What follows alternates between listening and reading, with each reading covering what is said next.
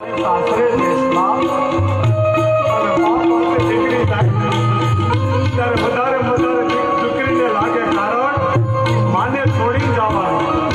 18 વર્ષની દીકરી જ્યારે માને રસોડામાં મદદ કરતી હોય અને એ દીકરી સાસરે થઈ જાય અને મા પાછી એકલી થઈ જાય ને, તેથી માને બહુ નુકસાન આવે.